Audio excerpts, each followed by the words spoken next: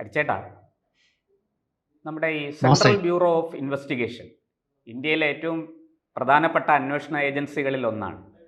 അവരും ഇന്ന് നമ്മുടെ കേരളം ഭരിക്കുന്ന LDFനെ നയിക്കുന്ന CPIM, communist party of India Marxist തമ്മിലുള്ള ഒരു പോര് അതെല്ലാവർക്കും അറിയുന്നതാണ്. എല്ലാ കാലത്തും CBIയെയും നമ്മുടെ കോടതികളെയും ഒക്കെ അതിരൂക്ഷമായ ഭാഷയിലാണ് കമ്മ്യൂണിസ്റ്റ് പാർട്ടി വിമർശിക്കുന്നത്. ഇപ്പോൾ ഇതാ ഏറ്റവും ഒടുവിൽ പെരിയ ഇരട്ടക്കൊല കേസിൻ്റെ വിധി പുറത്തു വന്നു. അപ്പോഴും CBIയെയും കോടതിയെയും പച്ചയ്ക്ക് ഇത് CBIയുടെ ഗൂഢാലോചനയാണ്, കോടതിക്ക് തെറ്റുപറ്റി എന്നൊക്കെയാണ് CPM നേതാക്കൾ പറയുന്നത്. ഒരു ഉളുപ്പുമില്ലാതെയാണ് പച്ചയ്ക്ക് പറയുന്നത്. എന്താണ് CPMനെ ഇതിന് പ്രേരിപ്പിക്കുന്ന രാഷ്ട്രീയം? എന്താണ് ഇത്? വെറും കൊലപാതക കേസ്, അതിലെ പ്രതികളെ രക്ഷിക്കൽ, അത് മാത്രമാണോ? അതോ അതിനപ്പുറത്തേക്ക് എന്തെങ്കിലും അതിൽ ഒളിഞ്ഞിരിപ്പുണ്ടോ? എന്താണ് അങ്ങയുടെ അഭിപ്രായം? ഇന്നലെ എറണാകുളം സ്പെഷ്യൽ CBI കോടതി വിധി പ്രഖ്യാപിച്ചതിന് ശേഷം CPM പെട്ടെന്ന് പരിഭ്രാന്തമായി. കാരണം അവരുടെ 4 നേതാക്കന്മാർക്ക് 5 കൊല്ലത്തെ തടവും അതുപോലെ പിഴയും ശിക്ഷ വിധിച്ചിട്ടുണ്ട്. ഇതാണ് CPMനെ പെട്ടെന്ന് പരിഭ്രാന്തരാക്കി. ഈ കഴിഞ്ഞ കാലം അത്രയും CPM ചെയ്യുന്നത്, കേരളത്തിൽ എത്ര രാഷ്ട്രീയ കൊലപാതകം നടന്നിട്ടുണ്ട്, പക്ഷേ ആകപ്പാടെ CPMന്റെ ഒരൊറ്റ MLA മാത്രമേ ശിക്ഷിക്കപ്പെട്ടുള്ളൂ. അത് തലശ്ശേരി MLA ആയിരുന്ന രാജഗോപാലൻ, അദ്ദേഹമാണ് ശിക്ഷിക്കപ്പെട്ടത്. എനിക്ക് തോന്നുന്നു അദ്ദേഹത്തിന്റെ മകളാണ് കോടിയേരിയുടെ ഭാര്യ എന്നാണ് എൻ്റെ ഒരു ഊഹം. എനിക്ക് അത്ര കൃത്യമായി ഓർമ്മയില്ല. വിനോദിനി. അപ്പോൾ ഞാൻ പറഞ്ഞു വരുന്ന, അദ്ദേഹം ശിക്ഷിക്കപ്പെട്ടിട്ടുണ്ട്. അല്ലാതെ കേരളത്തിൽ ഒരിക്കലും പാർട്ടിയുടെ ഒരു MLA നേതാവോ ശിക്ഷിക്കപ്പെടാറില്ല. പക്ഷെ ഇവിടെ മുൻ MLA ആയ കുഞ്ഞിരാമൻ, ഉദുമ MLA ആയ കുഞ്ഞിരാമൻ, പിന്നെ CPIMന്റെ പ്രാദേശിക തലത്തിലുള്ള നേതാക്കന്മാർ, ഒരു മണികണ്ഠൻ എനിക്ക് തോന്നുന്നു ബ്ലോക്ക് പഞ്ചായത്ത് പ്രസിഡന്റ് ആണെന്ന്. അപ്പൊ ഞാൻ പറഞ്ഞു വരുന്നത്, ഈ വിധിയാണ് CPMനെ പ്രകോപിതമാക്കിയത്. ഉടൻ തന്നെ CBIക്ക് നേരെ പരിഹാസവും അധിക്ഷേപവും, ശരിക്കു പറഞ്ഞാല് ഇത് CBIയുടെ മേൽ ചെളി വാരി എറിഞ്ഞ് ഒരു സർക്കാരിന്റെ ഒരു വിഭാഗത്തെ അതിനെ സംശയത്തിന്റെ നിഴലിലാക്കുന്ന ഒരു പ്രവൃത്തിയാണ് CPIM ചെന്നത്. ഇത് CBIക്ക് ഈ കേസ് അന്വേഷണം എങ്ങനെ വന്നു എന്ന് നമ്മൾ ആലോചിക്കണം. ഇത് കോടതിയാണ് CBIയിലേക്ക് ഈ കേസ് കൈമാറിയത്. ഇത് കേരള പോലീസിന്റെ ക്രൈംബ്രാഞ്ചാണ് ഈ കേസ് അന്വേഷിച്ചുകൊണ്ടിരിക്കുന്നപ്പോൾ എനിക്ക് തോന്നുന്നു 2020 എൻ്റെ ഒരു ഓർമ്മ. കൊല്ലപ്പെട്ട ലാലിന്റെ മാതാപിതാക്കൾ കേരള ഹൈക്കോടതിയെ സമീപിക്കുന്നു. ആദ്യം സിംഗിൾ ബെഞ്ചാണ് പിന്നെ ഈ ക്രൈംബ്രാഞ്ചിന്റെ കയ്യിൽ നിന്നും ഈ കേസ് എടുത്ത് മാറ്റിയിട്ട്, മാത്രമല്ല ക്രൈംബ്രാഞ്ച് അന്വേഷണത്തെ സിംഗിൾ ബെഞ്ച് വിമർശിച്ചിരുന്നു രൂക്ഷമായിട്ട്. അത് നമ്മൾ ആലോചിക്കണം. എന്നിട്ട് ഡിവിഷൻ ബെഞ്ച് CPM അപ്പീൽ പോയി ഡിവിഷൻ ബെഞ്ചിലേക്ക്. ഡിവിഷൻ ബെഞ്ചും സിംഗിൾ ബെഞ്ചിന്റെ CBIക്ക് കേസ് വിട്ടുകൊണ്ടുള്ള തീരുമാനത്തെ അംഗീകരിച്ചു. ഉടൻ തന്നെ CPIM സുപ്രീം കോടതിയിൽ പോയി. സുപ്രീം കോടതിയും ഈ തീരുമാനത്തെ അംഗീകരിച്ചു. അതുകൊണ്ട് എന്താ നമ്മൾ മനസ്സിലാക്കേണ്ടത്? ഒടുവിൽ വിധി വന്നപ്പോഴേ, പണ്ട് CBI ഡയറക്ടർ എന്നുള്ള ഒരു സിനിമയിൽ പറയുന്ന പോലെ, CBI എന്ന് പറയുന്നത് സെൻട്രൽ ബ്യൂറോ ഓഫ് ഇഡിയറ്റ്സ് അല്ല, CBI എന്ന് പറയുന്നത് സെൻട്രൽ ബ്യൂറോ ഓഫ് ഇൻവെസ്റ്റിഗേഷൻ ആണെന്ന് അവർ തെളിയിച്ചു കഴിഞ്ഞു. അപ്പോൾ ചിലർക്കൊക്കെ നോവും. ഉടനെ CPIM സംസ്ഥാന സെക്രട്ടറിയുടെ പ്രതികരണം എന്തായിരുന്നു? അദ്ദേഹം പറയുന്നത് CBIയുടെ രാഷ്ട്രീയ ഗൂഢാലോചനയാണ് CPMനെ ഇതിൽ കുരുക്കാൻ, CPMന് ഇതിൽ ഒരു പങ്കുമില്ലെന്ന്. അങ്ങനെയാണെങ്കിൽ CPM എറണാകുളം ജില്ലയിലാണ് ഈ CBI കോടതിയിൽ പോയിട്ട് പ്രതികളെ കണ്ടത്. CPMന് ഒരു ബന്ധവും ഇല്ലെങ്കിൽ പിന്നെ എന്തിനാ ഈ പ്രതികളെ കാണാൻ പോയത്? CPM പറയുന്നത് പ്രതികള് ചിലപ്പോൾ CPIMകാരോ അനുഭാവികളോ ആയിരിക്കും, പക്ഷെ പാർട്ടി തലത്തിൽ ഇതൊന്നുമില്ല.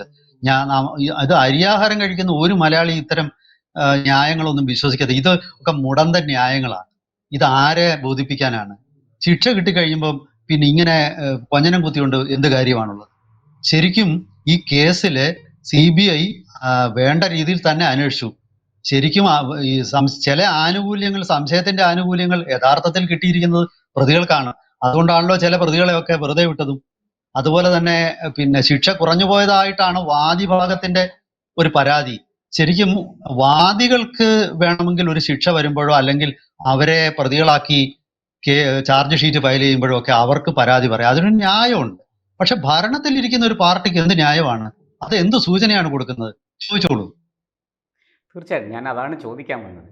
ഈ കേസ് CBI അന്വേഷിക്കാതിരിക്കാൻ വേണ്ടിയിട്ട് വലിയ തോതിൽ സർക്കാരും CPM-ഉം ശ്രമിച്ചു. അതിനുവേണ്ടി ജനങ്ങളുടെ നികുതി പണം ഉപയോഗിച്ചു. ഏതാണ്ട് 1,14,00,000 രൂപ ഈ കേസ് CBI അന്വേഷിക്കേണ്ട എന്ന വിധി സമ്പാദിച്ചെടുക്കാൻ വേണ്ടിയിട്ട് ഈ സർക്കാർ ഉപയോഗിച്ചു. ജനങ്ങളുടെ നികുതി പണമാണ്. ഇവിടെ എന്നിട്ടും അവർ വിജയിച്ചില്ല എന്നുള്ളതാണ് സത്യം. സത്യത്തിനാണ് വിജയമുണ്ടായത്. ഇപ്പോൾ എൻ്റെ സംശയം, ഈ സാഹചര്യത്തിൽ ഇവർക്ക് കൊടുത്ത ശിക്ഷ കുറഞ്ഞു പോയോ? ഇത് വാസ്തവത്തിൽ ഇവർ പ്രധാന പ്രതികളെങ്കിലും വധശിക്ഷയ്ക്ക് അർഹരല്ലേ? ഈ കൊല്ലപ്പെട്ട 2 ചെറുപ്പക്കാരുടെ കുടുംബാംഗങ്ങളുടെ പ്രതികരണവും നമ്മൾ കണ്ടു. അവർ അപ്പീൽ പോകാൻ സാധ്യതയുണ്ടോ? അല്ലെങ്കിൽ CBI ഈ കേസിൽ അപ്പീൽ പോകാൻ സാധ്യതയുണ്ടോ? അങ്ങേക്ക് എന്താണ് തോന്നുന്നത്? വധശിക്ഷയുടെ കാര്യം പറയുമ്പോൾ എനിക്ക് തോന്നുന്നത് വളരെ അപൂർവമായ കേസുകൾ മാത്രമേ ഇപ്പോൾ കോടതികൾ വധശിക്ഷ രഞ്ജിത്ത് ശ്രീനിവാസന്റെ കൊലപാതകികളുടെ കാര്യത്തിൽ അങ്ങനെ ഒരു വധശിക്ഷ വന്നു. പക്ഷെ അവിടെ അതൊരു രാഷ്ട്രീയ സംഘർഷമല്ലായിരുന്നു, അതൊരു മതവിദ്വേഷം ഉണ്ടാക്കാൻ ഉള്ള ഒരു ശ്രമം, ഒരു തീവ്രവാദ ആക്രമണവും എന്നുള്ള ഒരു പശ്ചാത്തലത്തിലാണ് പ്രതികൾക്ക് വധശിക്ഷ വിധിച്ചതെന്നാണ് ഞാൻ മനസ്സിലാക്കുന്നത്. ഇവിടെ പിന്നെ പ്രോസിക്യൂഷൻ വധശിക്ഷ ആവശ്യപ്പെട്ടതായിട്ടാണ് എനിക്ക് തോന്നുന്നത്. പക്ഷേ ഇത് അപൂർവങ്ങളിൽ അപൂർവമായ ഒരു കൊലപാതകം എന്നുള്ള ഒരു തരത്തിൽ കോടതി പരിഗണിച്ചില്ല. അപ്പോൾ എനിക്ക് ഇത് വധശിക്ഷയിലേക്ക് പോകുമോ എന്ന് എനിക്ക് അറിഞ്ഞുകൂടാ. പക്ഷെ വെറുതെ വിട്ട ചില പ്രതികൾ ഒരുപക്ഷെ, അല്ലെങ്കിൽ അതുപോലെ രാഷ്ട്രീയ നേതൃത്വം കുറച്ചുകൂടി കടുത്ത ശിക്ഷയിലേക്ക് പോകുമോ എന്ന് എനിക്ക് സംശയമുണ്ട്. അപ്പീൽ പോവുകയാണെങ്കിൽ ശരിക്കും CPIM ഈ ബഹളമൊക്കെ വെക്കുന്നെങ്കിലും അപ്പീൽ പോകുമോ എന്നുള്ള കാര്യത്തിൽ എനിക്ക് സംശയമാണ്. കാരണം അവർക്കും വളരെ കൃത്യമായ ബോധ്യമുണ്ടല്ലോ. അപ്പോൾ ഞാൻ പറഞ്ഞു വന്ന ഇതിനകത്തിലെ മറ്റൊരു കാര്യം നമ്മൾ ശ്രദ്ധിക്കേണ്ടത്, വളരെ പ്രധാനപ്പെട്ട ഒരു കാര്യമുണ്ട്. അതായത് ഈ ഭരണത്തിൽ ഇരിക്കുന്ന ഒരു പാർട്ടി, ആ പാർട്ടിയുടെ നേതാക്കന്മാര് കോടതി വിധിക്കെതിരെ അന്വേഷണ ഏജൻസികൾക്കെതിരെയും പരസ്യമായി രംഗത്ത് വരുമ്പോൾ അത് കൊടുക്കുന്ന സൂചന എന്താണ്? ഇപ്പോൾ ഞാനൊരു കാര്യം ചോദിക്കട്ടെ. ഈ കേസിലെ കുറിച്ച് പ്രധാനമന്ത്രി കേസ് അന്വേഷണം പൂർത്തിയാകുന്നതിന് മുമ്പ് CBI പ്രധാനമന്ത്രിയുടെ കീഴിലുള്ള ഒരു വകുപ്പാണ്. ശ്രീ നരേന്ദ്രമോദി ഈ വിഷയത്തിൽ ഒരു അഭിപ്രായം പറഞ്ഞാൽ അത് കേസ് അന്വേഷണത്തെ സ്വാധീനിക്കത്തില്ല. എന്തുകൊണ്ടാണ് അവരാരും ഇതൊന്നും പറയുന്നില്ലല്ലോ? പക്ഷെ ഇവിടെ കേരളത്തിന്റെ ഒരു രീതി ഒന്ന് നോക്കൂ നിങ്ങൾ. അതായത് പിന്നെ നമ്മുടെ നവീൻ ബാബു കൊലക്കേസിൽ, ആ കൊലക്കേസ് തന്നെയാണെന്നാണ് ഞാൻ കരുതുന്നത്, അല്ലെങ്കിൽ ദുരൂഹ മരണ കേസിൽ ആത്മഹത്യ എന്ന ഇപ്പൊ പലരും പറയുന്നു. പക്ഷെ ആ കേസിൽ പിന്നെ പ്രതിയായ PP ദിവ്യ ജയിലിൽ നിന്നിറങ്ങുമ്പോൾ സ്വീകരിക്കാൻ പോയത് CPM സംസ്ഥാന സെക്രട്ടറിയുടെ ഭാര്യ, പ്രത്യേകിച്ച് അവര് ആന്തൂർ മുനിസിപ്പാലിറ്റി ചെയർപേഴ്സൺ ആയിട്ടിരുന്ന ഒരു വ്യക്തിയാണ്, ശ്യാമളയാണ്. പിന്നെ ജനാധിപത്യ മഹിളാ അസോസിയേഷൻ നേതാക്കന്മാർ അവിടെ എത്തിയിരുന്നു. ഇതൊക്കെ എന്ന് പറഞ്ഞാൽ ശരിക്കും അന്വേഷണ ഏജൻസികളെ ബാധിക്കും, ജയിൽ അധികൃതരെ ബാധിക്കും. അതുൾപ്പെടെയുള്ള എല്ലാവരും അത് ഇത്തരം ഇടപെടലുകളാണ് നടക്കുന്നത്. TP വധക്കേസ് പ്രതിക്ക് പിന്നെ ആവശ്യമില്ലാതെ പിന്നെ 1 വർഷത്തിൽ തന്നെ പലതവണ പരോളാണ് കിട്ടുന്നത്. ഇവരൊന്നും ജയിൽ ശിക്ഷ വിധിക്കുന്നുണ്ടെങ്കിലും പലപ്പോഴും ജയിലിൽ കിടക്കുന്ന പോലുമില്ല. ജയിൽ അവർക്ക്, കണ്ണൂർ ജയിൽ അവർക്ക് അമ്മായിയമ്മയുടെ വീട് പോലാണെന്നാണ് പറയുന്നത്. ഇങ്ങനെയുള്ള ഒരു സാഹചര്യത്തില് ഇതൊന്നും കൊടുക്കുന്ന സൂചനകൾ എന്ന് പറഞ്ഞ ഒരു പരിഷ്കൃത സമൂഹത്തിന് ഒട്ടും ചേർന്നതല്ല എന്നാണ് എൻ്റെ വളരെ വ്യക്തമായ അഭിപ്രായം. പക്ഷേ ഇവിടുത്തെ പ്രതിപക്ഷം വേണ്ട രീതിയിൽ ഇതിനെയൊന്നും തുറന്നു കാണിക്കുന്നില്ല. ഓരോ സന്ദർഭങ്ങളിലും ഈ CPM-ന്റെ ഒരു പഴയ തന്ത്രമാണ്. അതായത് അവർക്ക് ഇഷ്ടമില്ലാത്ത ഒരു സത്യസന്ധനായ പോലീസ് ഓഫീസർ അവരുടെ ചൊൽപ്പടിക്ക് നിൽക്കുന്നില്ലെങ്കിൽ സ്റ്റേഷന് മുമ്പിൽ കൊണ്ടുപോയിട്ട് ഒരു വലിയ പ്രതിഷേധ പ്രകടനം വെക്കും. എന്നിട്ട് ആ ഇൻസ്പെക്ടറെ വ്യക്തിപരമായി അധിക്ഷേപിക്കും. അദ്ദേഹത്തെ ഇന്നിടത്താണ് താമസിക്കുന്നത്, അദ്ദേഹത്തിന്റെ മക്കൾ ഇവിടാണ് പഠിക്കുന്നത്, ഭാര്യ ഇവിടെ ജോലി ചെയ്യുന്നു, ഇങ്ങനെയൊക്കെ പറഞ്ഞ് ചില ദുസൂചനകൾ അവിടെ നൽകും. ഇതിന് ഇംഗ്ലീഷിൽ ഡോഗ് വിസിലിംഗ് എന്ന് പറയും. ഈ ഇതിലുള്ള ദുസൂചനകളിലൂടെയും ഭീഷണികളിലൂടെയും പിന്നെ ശരിക്കും പറഞ്ഞാൽ CPIM സംസ്ഥാന സെക്രട്ടറി ഒരു അഭിപ്രായം പറയുമ്പോൾ പിന്നെ എങ്ങനെ ഒരു ഉദ്യോഗസ്ഥന് ആ കേസ് അന്വേഷിക്കാൻ പറ്റും? അവരുടെ കയ്യിൽ കേരള പോലീസ് അന്വേഷിക്കുന്ന കേസല്ലേ, എന്തുകൊണ്ട് കേരള പോലീസിന്റെ കയ്യിൽ നിന്ന് എടുത്തു മാറ്റി? അതാണ് നമ്മൾ ആലോചിക്കേണ്ടത്. അവിടെ അന്വേഷണത്തിൽ പിഴവുണ്ടെന്ന് കോടതി പറഞ്ഞതല്ലേ. അപ്പോൾ ഇതൊന്നും നൽകുന്ന സൂചനകൾ, അതായത് ഭരണത്തിൽ ഇരുന്നുകൊണ്ട് തന്നെ ഭരണകൂടത്തെ അട്ടിമറിക്കുകയാണ്, സിസ്റ്റം ഉപയോഗിച്ച് സിസ്റ്റത്തിനെ തന്നെ അട്ടിമറിക്കുന്ന ഒരു രീതിയാണ്. ഇത് ഒട്ടും ആശാസ്യമല്ല. ഇത്തരം പ്രവൃത്തികൾ കൊണ്ടാണ് ഒടുവിൽ ബംഗാളിൽ ഇന്ന് സ്വന്തം CPIM-ന്റെ സംസ്ഥാന സെക്രട്ടറിക്ക് പോലും അതുവഴി നടക്കാൻ പറ്റത്തില്ല. എപ്പോ അടികൊള്ളുമെന്ന് ചോദിച്ചാൽ മതി. പാർട്ടി ഓഫീസിലൊക്കെ തൃണമൂലുകാർ കയറി പിന്നെ അവർ നൃത്തം ചെയ്യുകയാണ്.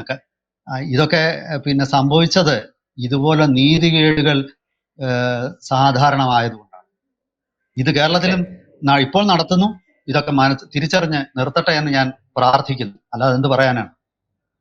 തീർച്ചയായിട്ടും ഈ അങ്ങിപ്പോൾ ചൂണ്ടിക്കാണിച്ച ഈ പോലീസ് സ്റ്റേഷന് മുന്നിൽ പ്രതിഷേധ പ്രകടനവും ജാഥയും മാർച്ചും ഒക്കെ നടത്തി, പൊതുയോഗം നടത്തി, അവിടുത്തെ പോലീസുകാരെ മുഴുവനും വെല്ലുവിളിക്കുന്ന ഈ ശൈലി, എന്നിട്ട് അദ്ദേഹത്തിനോട് നിങ്ങളുടെ ഇൻസ്പെക്ടറുടെ ഭാര്യ എവിടെയാണ് ജോലി ചെയ്യുന്നത്, മക്കൾ എന്ത് ചെയ്യുന്നു, ഇതൊക്കെ ഞങ്ങൾക്കറിയാം എന്ന ഭീഷണി. ഇത് സമാനമായ ഭീഷണിയാണ് പോപ്പുലർ ഫ്രണ്ടും നടത്തുന്നത്. RSSകാരാ, നിങ്ങളുടെ വീട് എവിടെയാണെന്നറിയാം, നിൻ്റെ മക്കൾ എവിടെ പഠിക്കുന്നു എന്നറിയാം, ആ ഭാര്യ എവിടെ ജോലി ചെയ്യുന്നു എന്നറിയാം. വളരെ സമാനതകളുണ്ട് CPMൻ്റെ ഭീകരതയ്ക്കും പോപ്പുലർ ഫ്രണ്ടിൻ്റെ ഭീകരതയ്ക്കും തമ്മിൽ. എന്തായാലും ഇപ്പോൾ കോടതിയിൽ നിന്ന് നീതി, ആ കൊല്ലപ്പെട്ട ചെറുപ്പക്കാരുടെ ബന്ധുക്കൾക്ക്, അച്ഛനമ്മമാർക്ക് നീതി ലഭിച്ചിരിക്കുന്നു എന്നൊരു സത്യം ഇപ്പോൾ നമുക്ക് ബോധ്യപ്പെട്ടിരിക്കുകയാണ്. എന്തായാലും വരും ദിവസങ്ങളിൽ ഈ കൊല്ലപ്പെട്ടവരുടെ ബന്ധുക്കൾ തന്നെ അപ്പീൽ പോകുമോ, വെറുതെ വിട്ട പ്രതികൾക്കെതിരെ അപ്പീൽ പോകുമോ? കാരണം അവരുടെയൊക്കെ ആ ഭാഷ്യത്തിൽ, അവരുടെ പറച്ചിലുകളിൽ നമുക്കങ്ങനെ തോന്നുന്നു. പോകുമോ എന്ന ഒരു സംശയമുണ്ട്. എന്തായാലും നമുക്ക് കാത്തിരുന്ന് കാണാം. ഈ വിഷയം ഇത് ഇവിടം കൊണ്ട് അവസാനിക്കുന്നില്ല. ഒരു മുൻ MLA മാത്രം ശിക്ഷിക്കപ്പെട്ടത് കൊണ്ട് തീരുന്നില്ല. നമുക്ക് കാത്തിരുന്ന് കാണാം എന്താണ് സംഭവിക്കാൻ പോകുന്നത്.